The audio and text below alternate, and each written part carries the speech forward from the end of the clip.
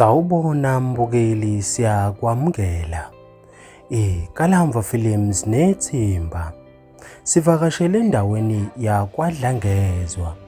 Siyobungaza kanye nomndeni wakwaMkhwanazi obukade ushadisa undodana wawo.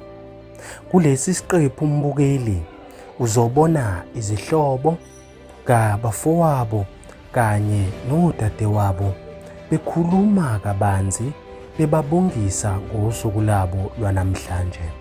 Kanti-ke futhi mbukeli uzobe usubona la okuqale khona umcimbi okanye la okuqale khona usuku.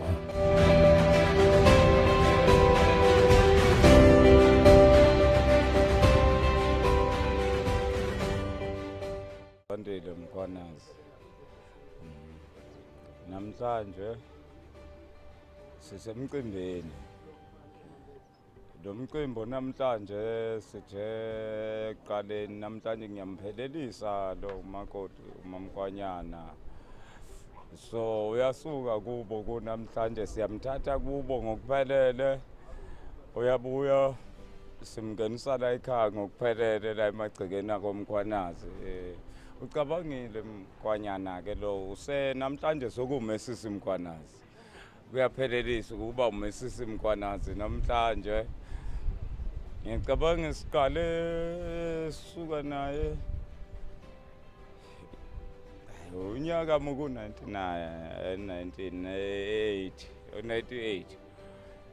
Ngiqala nje ngimtshela ngiyacabanga namhlanje ngiveze isethembiso engangimthembise sona. Sesingabeka nje ukuyiphatheni umakoti kube mnandi la ekhaya ke sinomndeni esinawo. Abosisi bakhona odadewethu enginabo la egcekeni ababi nosisi ke nje emndenini bakhona nobhuti ke. Ukuyiphatha kwakhe usisi kwanele efike emukele ngesi kuzobuka mina ngedwa la egcekeni.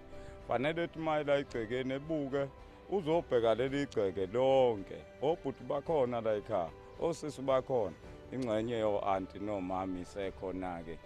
Konke lokho engikusho ngicabanga kusezandleni zakhe. Umlayezo nje impatho abamphelekezelayo bakwethu. Ngiyacabanga ukuthi abamphelekezelayo nabo ngithola ukuthi bangaphatheka kahle, kunenjabulo ekhona, bejabule beziswe bejabule, belethe ingane nje bayilethe ekhaya. Izokwakha nayo beyilethe ekhaya nje kusekhaya kanti futhi la. Abathembe nabo bayilahlile entabeni. Ize ekhaya ingane le. Bengasho ngiyacabanga babona futhi nabo. Akisho ukuthi sixoxa nje la senzele isithombe lesi sisakhayo. Nabo babuka ukuthi egcekeni sekhaya. Alright ke mbukeli. Ngiyathemba ukuthokozele ukubona umkhwenyana wethu wosuku. Njengamanje ke mbukeli ngicela ukukuthatha ngikuse kumakoti wosuku. Lapho naye azobe ezibongela khona kubakhwenyana bakhe abakhwanazi oveyane echaza ngendlela ajabule ngayo kulokhu abamenzele khona. Ngicela ukukuthatha ke mbukeli ngesihambe sekuyena umakoti wethu wosuku. Sizothi masuka lapho ke mbukeli bese siyahamba siye straight la okuqala khona usuku uthi ubona amazwibela yonke into iqalwa isalungiswa. Sanibonani mphakathi wakwaPhongolo nasolubisana. Ngiyabingelela. Igama lami ngicabangile Thengana waNkwanyana. Le phezulu efela bahleke kwaPhongolo isigodi. Namhlanje njengoba abakwaMkhwanazi ngaleli langa babe le phezulu efela bahleke ekhaya kwaNkwanyana. Kwakusenza umbizo nomkhehlo ngalelo langa. Namhlanje ke sekuwusuku lomshado namhlanje. Sesiyashada namhlanje nomkhwanazi omkhulu Ndonga. Sekuyilo usuku namhlanje lomshado. Silapho libusane fakela. Silapho libusane namhlanje sesizo caca. Semphumile manje kwankwanyana ekhaya sengikwamkhwanazi manje sengizoba umesisi mkhwanazi. Umlayezo engawusho njena kubantu bonke ingane zami zonke abafowethu nodadewethu nengane zami zonke ingane zami zonke la ekhaya engena khona namhlanje. Umlayezo nje nakodadewethu odadewethu nasenganeni zami nakobhuti bami ngoba singena singosisi nobhuti nengane zami zonke ayikho ingane ka-anti ayikho ingane kamalume ingane zami zonke. Ukuhloniphana ukuphathana kahle ukuhloniphana ukwazisana ukuphathana kahle nje egcekeni ekhaya sihloniphane sazisane nami ngiyamazisa umntwana nomntwana ngiyacela engazisi nje nosisi kanjalo siyazisana siyahloniphana nobhuti nqubekela phambili. Mbukeli, ngiyathemba ukuthokozele ukubona umakoti wethu wosuku. Uzibonele nawe injabulo ibibhalwe emehlweni. Njengamanje ke mbukeli sesizohamba siye kubhuti omdala kaMkhwenyana. Naye ke uzobe sethi nje qaphu asibekele ngokubaluleka kosuku nenjabulo nje abanayo njengabakhwanazi. Kanti nomama uMagumede ube esebeka amabili amathathu amagama ewabhekise kusingaye okanye umnakwabo phela ozojoyina kuVeyane. Ake sihambe mbukeli singabe sisachitha isikhathi sishone khona ke siyokhuluma nobhuti omdala nomakoti wakhe umama Magumede.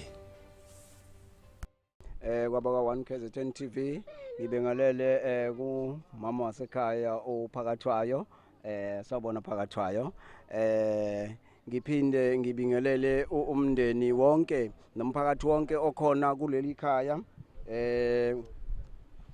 ngibingelele futhi nezihambeli zonke ezisihambele phakathi kwaleli khaya kusukela osukwini njengoba sila ekhaya kwaJeze ngazi kusukela osukwini nazi kulezi yanyanga ezedlule sihamba sisuka la siya eMkhehleni sihambisa nezibizo eMkhehleni kwaNkwanyana endaweni yakwaPhongole lapho esasiyokhehla khona umakoti kaMfowethu sihambise nezibizo. Ngakho ke ngijike namhlanje safika lapha ya salithola nosuku njengoba sasihambisa izibizo lolu suku lwanamhlanje ukuba umfowethu asuke esigabeni sokuba umfana abe umnumzane aganwe.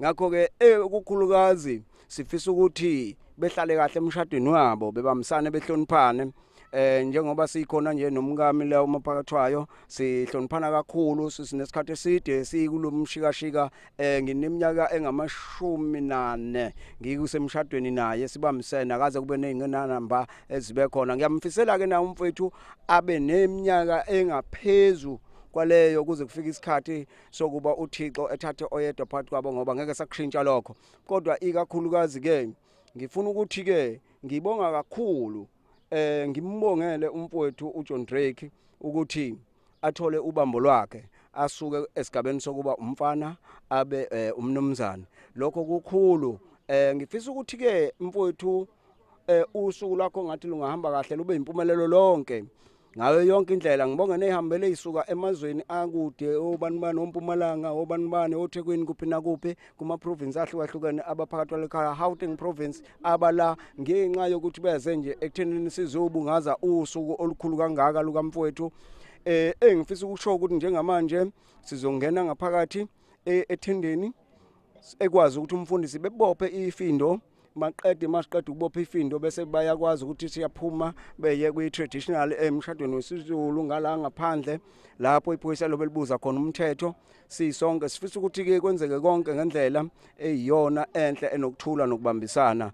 Ngiyabonga kakhulu naku 1KZN TV nakubo bonke abakhona ngibonga kakhulu ngiyacela ukuthi ngimfisela inhlanhla nokuthi unkosikazi engathi ngamphatha kahle umfowethu nomfowethu amphathe kahle unkosikazi ngaso sonke isikhathi isikhali sabo esikhulu sokunqoba makube uNkulunkulu nesidalwa sekhaya ngiyabonga. Sanibonani lokhulumayo umakoti omdala la kwaMkhwanazi kwaJeza okanye ubhuti omdala. Siyabonga kakhulu ukuthi usuku namhlanje luzolifike lube impumelelo. Phambilini kade kuwumkhehlo namhlanje umnakwethu uyangena ekhaya officially. Ngiyambongela kakhulu.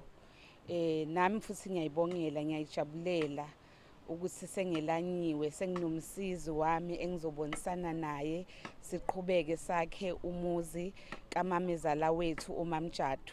Ngifisa ukuthi uJehova nesidalwa bebe nathi sibambane njalo sibonisane ngoba ikhaya lakhiwa abantu besifazane.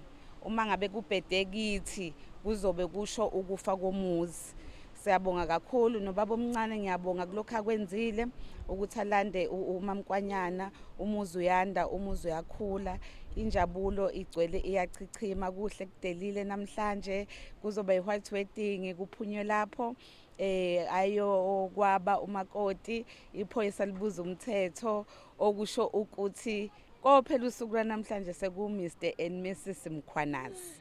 Ngiyabonga kubabo wengane kwale nkosi lokho kwenzile nje kukhulu kakhulu engikucelayo ke Mashukumpela ukuthi umphathe kahle uMamkwanyana naye futhi ngiyathembisa ukuthi ngiyathemba ukuthi uzokuphatha kahle ukuphathana kahle kwenu ukujabula kwethu siyabonga.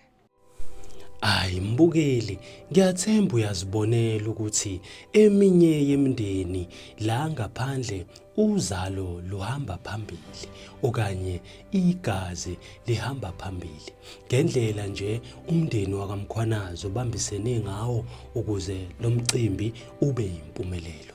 Ngisacela ukukuthatha ke mina mbukeli ngesihambe siyobona umalume kamakoti okanye umfowabo kamakoti okanye osuka esayidini likamakoti kwaNkwanyana. Naye ke uzobe sethi nje qaphu amagama okanye amazwi afisa ukwasho kumakoti wethu wosuku okanye kudade wabo. Mina ngumncane mfana wenkosi Nkwanyana. Sisuka koNkwanyana size koMkhwanazi. Ucabangile sizoganiswa ucabangile Nkwanyana. Lengakusho kuphela ngingasho ukuthi njoba nje sizomganisa udadewethu la. Sijabulele ukusa kwakhe la ngoba abakwaMkhwanazi balobolile bayikhiphile zonke izinkomo ubaba wayeyifunile. So nathi kusho ukuthi sijabule ngokuzala kwaMkhwanazi. Siyakholwa futhi nala kwaMkhwanazi ukuthi bazomphatha kahle. Akukho kunye engakusho okuningi ngiyakholwa ukuthi bazokuphathana kahle noSibali bakhumusa baswane. Uma kukhona la bangaboni khona kahle ngiyofisa ukuthi babonisane bengaphumeli ngaphandle nenkulumo yabo kube bona abayilungisa bobabili. Bahlale awukho umuso ongashunqa intuthu. Uma kunentuthu ibhulwa abakhona phakathi endleni intuthu ithule bese kuyaqhutshekwa kuyaphila impilo iqhubeka iye phambili. Mbukeli sibese sithola nenkosi yabashana uThema ekhuluma nathi wasichazela wathi yena uyinkosi yabashana. Ake sambe ke siyobuka inkosi yabashana nayo ikhuluma amazwi njengoba yayikade igcine ikhulumile ngomkhehlo yasichazela ngosuku okwakwenzeka ngalolu yasuku lidlule yaphinde yathembisa ukuthi abakhwanazi bazoyifeza into abayiqalile okanye bazokufeza abaqalile. So njengamanje useyasibikela uyasitshela ukuthi sekugcine sekufezekile abakhwanazi ababekuthembisile. Ake sambe babukeli ke siyobuka inkosi yabashana. Ngibingelele igama iyona inkosi yabashana. Njengoba ngangikhulumile na last time sigcina emakwanyaneni. Namhlanje komkhwanasi uyo i-final day le yanamhlanje. Ngalokho engangikhuluma eqaleni ukuthi kuzogcina kuphethile. Namhlanje kuyaphetha. Umakoti owakithi namhlanje ekhaya uzongena komkhwanasi. So njengoba efikile nje sizomumukela ngezandla ezinhle ezimhlophe sonke. Siyamthanda futhi umama wethu. Ngeke ngibize ngisho umalumekazi umama wethu. Yabo. Omama sebebaba babili esinabo. Khona umdala uMagumede uMkwanyana manje. Somphatha kahle sonke kakhulu. Kude futhi 2 years. Usukude kakhulu. Yabo. Ngizongena nje soon.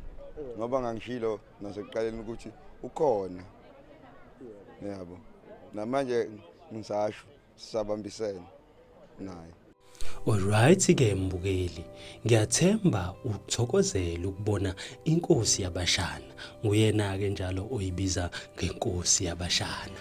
So ke ngiyathemba ukuthi uthokozele wakuzwa futhi namazwi abalekile ewashilo inkosi yabashana iwabhekise kumama ithena akusiyena umalumekazi kodwa ungumama, uzombiza ngomama yena ngoba ungumama. Njengamanje ke ngicela ukukuthatha mbukeli ke ngikuse lapha na undodana wabo phela la besingabo namhlanje okungumnumzana umkhwanazi kanye nomama uMankwanyana okungamhlanje ukuthi uzogcina usuku luphelile esengowakwaMkhwanazi.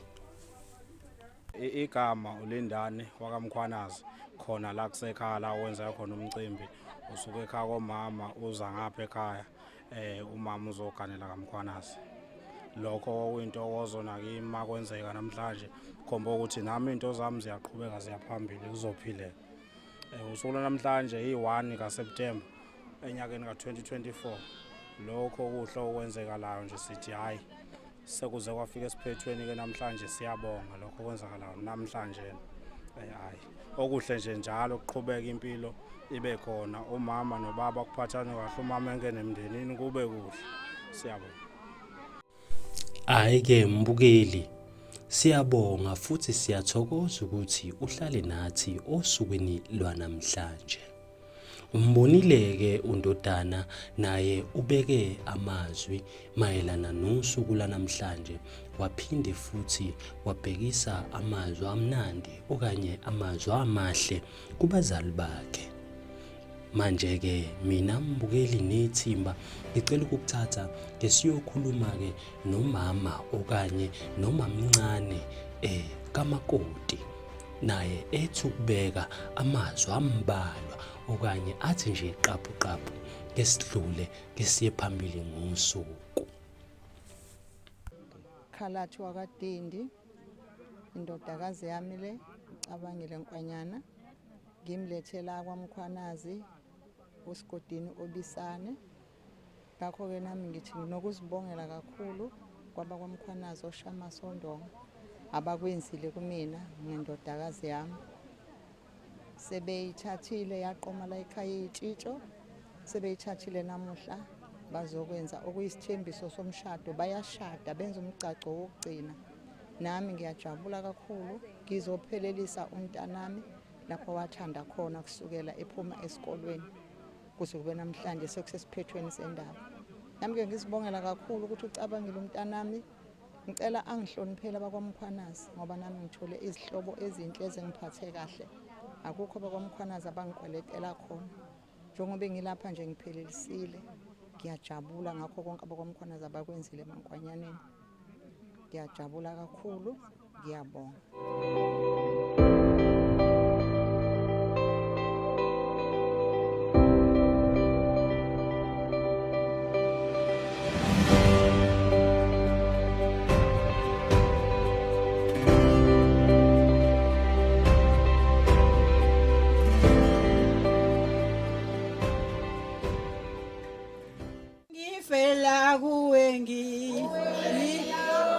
selalelokha gazi namanzi agobho zenqebeni kobayi ilona khambi elela bakokubi kobayino lona khambi elela bakokubi noma wehlinyembezi ngisho ngingazamani kungesu suse izono yilolo lotu nqamle ngingebo ngengalutho ngibambe lekulo ngingebo ngengalutho ngibambe lekulo ngivuka la ekufeni wenuse sesihlale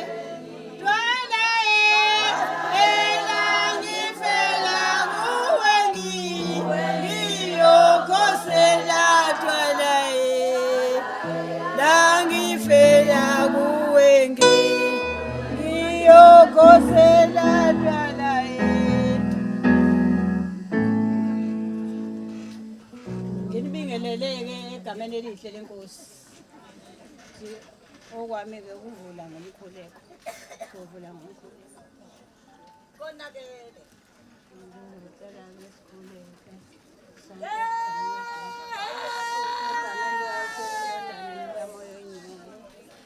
Sizokhuleka sonke ke bazalwane.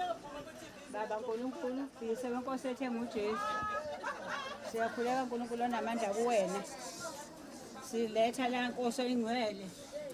Lezi bonge impilo ezihlanganisile sakwamkhwanazi nesasemankwanyane. Sibeka kuwena nkosi oyingcwele sicela ube khona siyakumema. Ngoba zahlanganiswe uwe siyakumema kube wena nkosi oyingcwele ophethe lo mshado. Kungabi uhlakanipha kwethu nokuqonda. Kube wena uNkulunkulu onamandla. Abatana bakho nkosi oyingcwele ubagcine ubalondoloze bese emshadweni uvuleke kube umshado omuhle. Khuleka egameni elihle lenkosi yethu uJesu Kristu. Ngekhathi zonke uNkulunkulu onamandla sikuwe ithemba lethu likuwe njengoba kunalo mshado nje sethembe wena uNkulunkulu onamandla ukube uzowenza ube impumelelo lo mshado ohlanganisa ibonge imbili labatwana nkosi ubagcina ubalondoloze egameni lika Jesu Nazareth. Amen.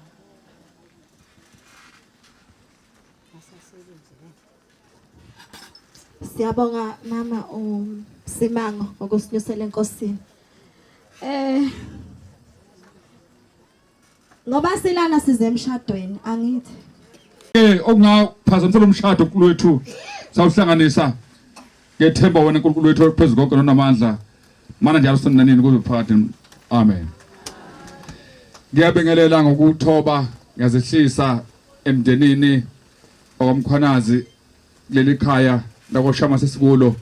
Ngiphinde ngibingele nomndeni akwankwanyana okuyiwona olethu umakoti kuleli khaya egameni lika Jesu Kristu. Amen. Phinde ngibingelele nomphakathi walendawo wonke nobukhosi basemazimeleni amakhansela bonke izinduna bakhona egameni lomfowethu Jesu Kristu. Hallelujah. Akukuningi ngizokwenza kodwa kuningi futhi. Amen. Phambi kuba ngihlanganisa lababili kuye bokhonizi elingcwele esilifundayo bese ke siyaqhubeka nohlelo kuyinqubo yasekushadiseni njalo moshadisa siba nendlela ethize sisebenzayo. Hallelujah. Ngithande nje amazwi engithandele wona nina babili ngihlanganisa namhlanje. Kunamazwi engithandele ngawabona inifanele nomndeni la ekhana bonke inhlobo zenu kuba ngiwafunde phezulu lomshado nisanihlanganisa egameni lika Jesu. Amen. Atholakala encwadini yesibili kuSamuel sahluko u9.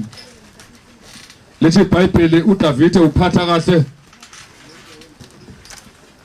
uMefiboshethi. Verse 1. Hallelujah. Nisekhona abazalwane. ngisekonzeni njengamanje sizongena emshadweni khona maduze. Haleluya. Yakho kuba uDavida waleyo njengami na. Nkosi yasimbiza usiba inceko uSawuli yathi kuye konke okuSawuli nokwendlu yakhe yonke ngikunika indodana yenkosi yakho. Uyakumlimela umhlabathi wena namadodana akho lezinceko zakho. Uvune ukuba indodana yenkosi yakho ibe nokudla. Kepha Mefiboshethi indodana yenkosi yakho uyakudla njalo etafuleni nami. Usiba wayenamadodana ayishumi nanhlanu lezinceke ezingamashumi amabili. Siba wathi enkosini, njengakho nkosi, ngakho konke inkosi yami, inkosi iyale ngakho ncebo yakho iyakwenza njalo incebo yakho. Futhi wathi uyakudla etafuleni lenkosi njengenye yamadodana enkosi. Futhi wathi wayindodana encane egama layo lalungumika. Bonke ababehlala endlini kaSiba babe izincebo. Futhi wathi wayesehlala eJerusalema ukuba wadla njalo etafuleni lenkosi. Wayelunyonga ngezinyawo zakhe zombili. Egameni likaJesu apho sifunda kwezilakhe. Haleluya. Indaba yami imfishane kakhulu, noma ngifunda indaba ende kodwa imfishane kakhulu egameni likaJesu. Amen. Ethi ukhona yini? Haleluya. Osele endlini kaSawuli uba ngimenzele umusa. Haleluya. Lithi iBhayibheli kwathatha umuntu wayemfishane wayengenazi izinto eziningi ezayifanele ukuthi azisebenzele enze konke okwakhe ngamandla ayinawo. Amen. Shuthi ngamanye amazwi wathatha umuntu owayefisa ukuyisiza kodwa engenamandla ngendlela wayekhe ngayo. Uthi ke ukhona. Haleluya. Engizocela ukuthi uNkulunkulu amenzele umusa ngenxa kaJonathan. Ngifuna ukuthi bazalwane beni kulomshado. Amen. Amen. uNkulunkulu uma ezokwenzela wena umusa noma ezokwenzela mina umusa, ungena enhlizweni yomunye umuntu asebenzise omunye umuntu. Akho umlingo ebakhona. Amen. La sifunda ukuthi wenzelwa umusa uSiba. Haleluya. Esimeni sakhe mfishane akanamandla akanayimali akanalutho kodwa uNkulunkulu umenzela umusa. Le ndaba ithi thina, le ndaba isho ukuthi uNkulunkulu ukubuka kwakhe akufani nokubuka kwabantu. Haleluya. Amen. Uma kwenzela umusa nina namhlanje uNkulunkulu ungenisa emshadweni unenzela umusa nobabili. Haleluya. Amen. Fanele niqonde ukuthi ungena kwena emshadweni akho umlingo, akho umuntu othathiwe. Haleluya. Kodwa kumusa kaNkulunkulu. uNkulunkulu angene komunye umuntu laba. Haleluya. Amen. Bamele ukuba bafike kulomshado. Kodwa bayofika kulomshado ngenxa yokuhlangana ngalomndeni benze izinto bayihlanganise bonke kuba labantu baphumelele. Haleluya. Funa ukusho lokhu ke. Amen. Amen. Umusa kaNkulunkulu uthi ukubhala kahle wanele bonke. Uma nehlelo umusa kaNkulunkulu egameni likaJesu. Haleluya. Ngifuna ngiqonde ukuthi lokho kulehlela kumusa kaNkulunkulu. Uma nehlelo umusa kaNkulunkulu namhlanje lomshado, ningadlali ke ngomusa uNkulunkulu anikeza wona. Haleluya. Ningena emshadweni. Amen. Ngena emshadweni ningadlali ngomshado uNkulunkulu anizela umusa okuba ningene kuwo. Haleluya. Niyazazi nina ivelaphi yenu ukuthi nisukaphi. Amen. Amen. Kodwa ngokubuka uNkulunkulu akufani nokubuka kwabantu. Haleluya. Amen. Abantu babuka ngendlela, uNkulunkulu ubuka ngendlela. Mhlawumbe abazi lemndeni yombili, noma abazi laba ngwashe namhlanje bayathuka ukuthi bathi thapha amandla ukuthi bebe la bezoshada namhlanje kodwa ngoba uNkulunkulu uwenza umusa wakhe angene ngoJonathani noma angene ngaye athi thatha labo baqhube bayemshadweni. Hallelujah. Umusa kaNkulunkulu nawubheka ungathi uNkulunkulu makwenzela umusa bese udlale ngento uNkulunkulu akwenzele yona. Hallelujah. Ngoba nalo umusa ongene ngayo yophatheka kabuhlungu. Athi Nkosi yami wasebenzisa hallelujah. Endlini kambe mfowethu yethu bangumenzela umusa. Hallelujah. Thithi iBhayibheli kwathatha lona owaye emadodeni naye khona emaningi kodwa wathatha lo wayemfishane wangathi unezinkingana empilweni yakhe. Hallelujah. Wamenzela umusa uNkulunkulu. Kodwa thithi inhliziyo kaJonathani wathi ngenxa kaJonathani uyihlo wenu. Hallelujah. Ngenxa kaJonathani izala abantu ngikwenzela umusa wena. Amen. Abanye bayenzela umusa bashada insuku ezimbili kusasa umshado uphelile. Athi uNkulunkulu emenzeleni umusa. Hallelujah. Abanye benzela umusa umuntu afike emshadweni afika aphuza utshwala eyogana. Hallelujah. Ebe uNkulunkulu emenzeleni umusa. Hallelujah. Benza izinto eziningi abantu kodwa uma ngishumayela ke emshadweni so ngenzela ukuthi hallelujah lemshado isine rust ivuke. Amen. Ngoba kuyenzeka ithola abantu sebehlala ingane nje bazalwane. Amen. Bakhona sebehlala ingane ngoba ngathola ingane ezakhe phela kothi wani phela. Amen. Kodwa siyambonga uNkulunkulu ukuthi uma ngishumayela ngifuke ngivukuza nabanye asebese la phathani imshado uNkulunkulu enze aniphe yona ngomusa niphathe kahle. Hayi indoda ihamba izobuya ngisasa. uNkulunkulu wayenzela umusa yaganwa. Indodakazi lapha ebhubusini la uMkhwanazi. Ake nishayisa lenkulu bazona ngoba umyeke uthi ke. Hallelujah. Sibonga kakhulu ngoba ngokomthetho kuyekuthiwa ngawubhala umshado ungaze ngiyibone inkomo. Ngoba njengoba nje ngifuna ufazi ulotsheliwe zibona Ziphelele zonke. Amen. Siyabonga kakhulu. Amen. Nina ke nababili.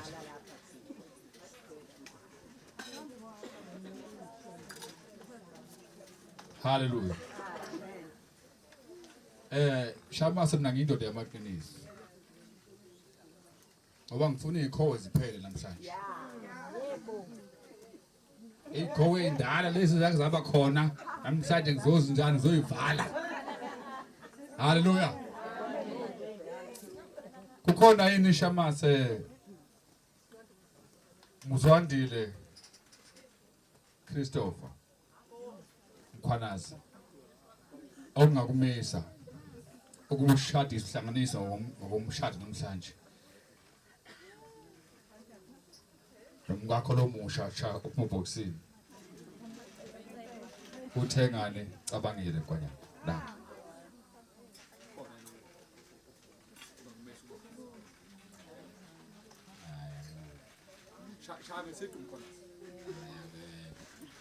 Hallelujah. Amen.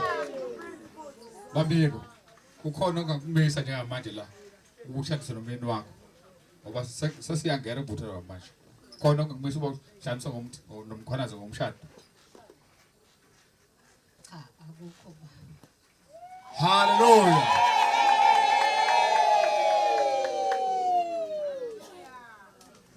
Ukhona yini ngapha endlini ilungelo lamlelo othi mfundisi ukwenza kanjani lokho ngokumthetho yawazi khona into engiyiphethe mina. Hallelujah. Unelunga lothi umesi khona ngamesa lomshado lo uma ekhona ongakwenza ukwenza ngokubhalwe phansi uma ngeke athule athi do aze afi kuNkulunkulu Moses. Amen. Hallelujah. Umshado ongaNkulunkulu ingakho uNkulunkulu waba ingxenye yomshado phakathi kuAdam noEva. Umshado awuveli emandleni akho ngoba kukhona abantu abanabo lokusho bolemali ngawucabanga kodwa bashadile. So into ethi uNkulunkulu idinga ukuhlonishwa. uNkulunkulu namhlanje uzoniphakamisa, uzonipromota, uzonikeza izitifiketi zokuba ngabazali ababheki bomuzi. Kusuka namhlanje akuzukufana ningakanihlanganisi. Hallelujah. Namhlanje nizobona ngoba ngisho ngifuna ukubona izinsizwa lezi ezilihlangana nazo uma ngabe ngingakshadisi kufanele iqathake. Zibuye usokhetha manje abantu ohlala nabo khulume nabo indaba. Zoqhubeka nempilo. Yophoqa umuntu ohlala nezingane ezincane. Mamkwanyana uzophuma manje kulabo ogeli labo nibiza nangogeli. Uzokujona komama ke manje. Indaba yogeli nje put them aside. Hallelujah. Uzongena manje abantu kufanele uhambe nabo ukhuluma ulimi omama. Hallelujah.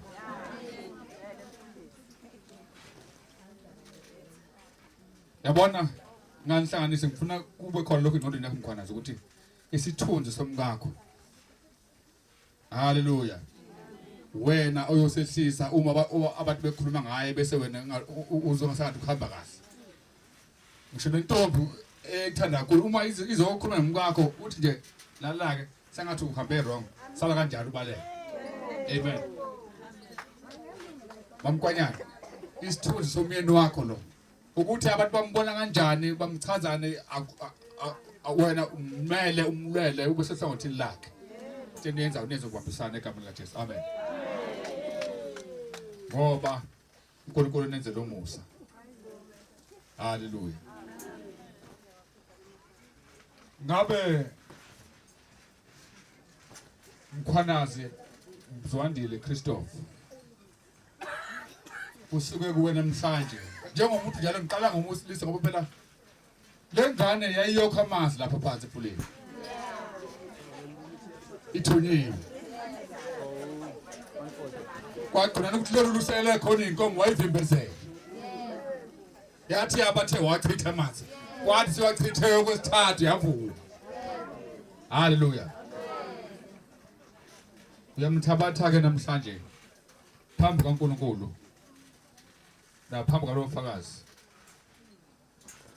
uthengane cabangile kwanya nokuba abe ngumkakho na zosho ukuthi ngiyamthabatha usha amagama akho sizwe ukuthi ubani lo mthabatha ukuba abe ngumkakho ihlanso ngomshado na.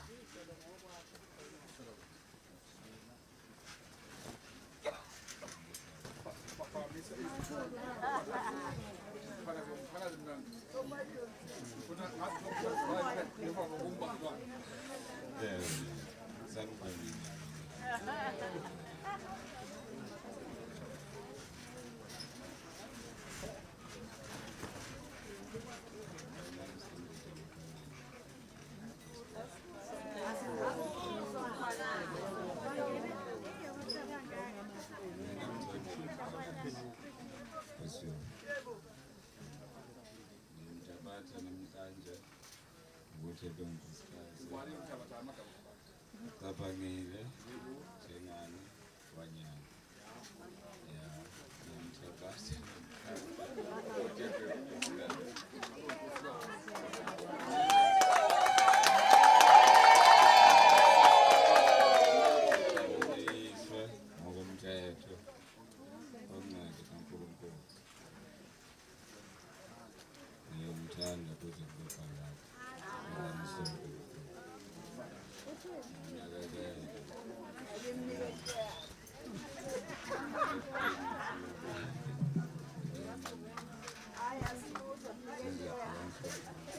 Shani zale bazana inkulu. Hallelujah.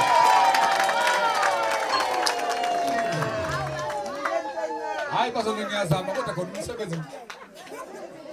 ngokwendalo indoda iphansi. Hallo. Ukuthi nani bakhwanazi Mkhosi ukuthi kufanele nimnike into yakhe ukuphakama. Hallo. Okanye manje. Kufanele nimnike into yakhe ukuphakama bazalwane. Hallelujah. Siyabonga uNkulunkulu. Ushamaseko usefungile ukuthi cha. Namhlanje ndino umkhwanazi, bakhwanazi abakhulu. Akekho umkhwanazi omncane ngakithi.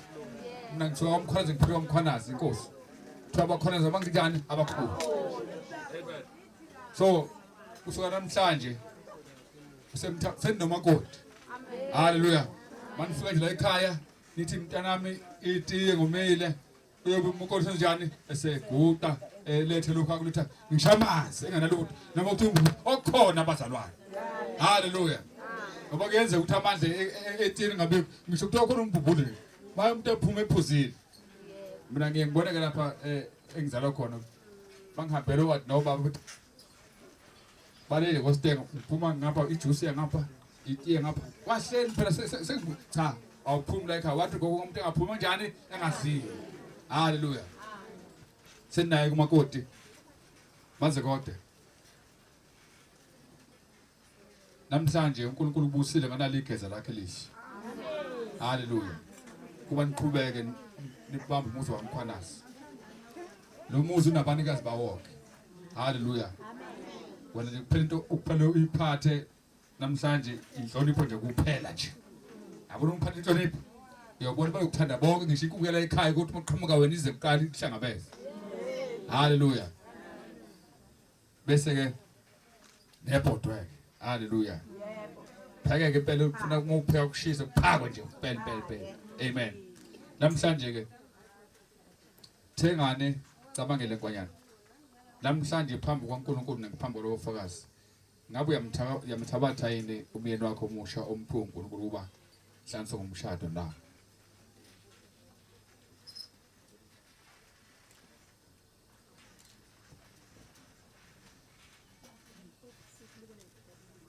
Mina cabangile thengani kwanyana.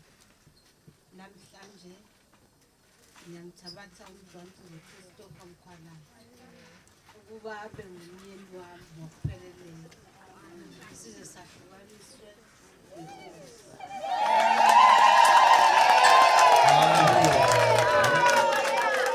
Hallelujah. Amen. Niyazi ukuthi indaba ngiza ngapha. Gogo wami phela bazalwane. Amen. Yabo nje mambuyazi ngaba nginaye wayengizala kube wayengekho nomamkwanyana. Amen. So ke mamkwanyana uzobondla umyeni wakho umnakekele ngoba angifuni ukuthi mayephuma lapha eminyango ngibone egqoke inkinobho iphambene ephuma endlini kuwe. Uzokumnakekela umyeni wakho. Ebuhleni nasebeni ube seduze naye. Nizenhlonisa ukufa. Hallelujah, hallelujah, hallelujah. Amen. Siyajabula ke bazalwane. Uma kufika lesikhathi lesinjengalesi laba babili sebefungile. Lethi ke iBhayibheli lokho uNkulunkulu akuhlanganisile sengathi ngehlukanise umuntu. Amen. Kuhlala ke kumkhuleko wethu njengabafundisi egameni likaJesu. Amen. Ukuthi sisondele uma kwenze kuhle. Sinebhadi ke bazalwane. Uma abantu sebehlukana basibizi. Hallelujah. Lento ngasiyenza uma nje sekunenkinga asinjani asibizi. Nokuthi sibizwa ngani uma sebehlukana ngasi. Kodwa nje namhlanje sibizwa ngani ngoba umfundisi bawomuhle. Hallelujah. Siyabonga uNkulunkulu ke. Ngiyafisa ke sihambe ibanga lingaka bazalwane. Kukhona inokuhle enikulungisile kuba nikhombisa omunye nomunye uthando nokuzibophezela la na Ngibona sengathi ukuphethe. Hallelujah. Kukhona bazalwane yabona ukuthi lena. Imvama izinto ezinjengalezi ayijwayele ukufika nje zizehle kalukuye kufika ibhano midnight 12 midnight ebusuku. Bese kuyaqathaka. Hallelujah. Izileke ngoba khona umuntu engingahlangana naye lapha empangeni izolo wathi hey sibhizi. Kwamkhwanazi kodwa into esiyazi ebusuku ibhano linjani liyeza. Kwenze njani? Tekuseka komama hayi asizukulala ekhaya komama namhlanje kuza yini ibhano ngo12 ebusuku lethe yini indandathu. Amen. Izoko lesibazalwane niyabona bazalwane. Amen. Hallelujah. Siyambonga uNkulunkulu ukuhle kudelele komkhwanazi egama lika Jesu. Amen.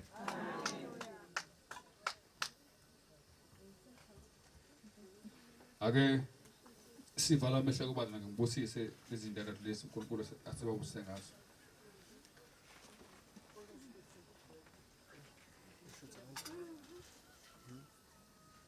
Wena Jehova uyinkosi yamakhosi. Ngiyaqonda ukumamukela uNkulunkulu wethu nokuthi kungamandla akho. Usisa uNkulunkulu wethu izinto wesofakana babona lonke. Ngime umlilo wakho uNkulunkulu wethu namandla. Ozokukhafula isimanje sezulu okubuthulise lonke uhlobo lemoya. Sabahlanza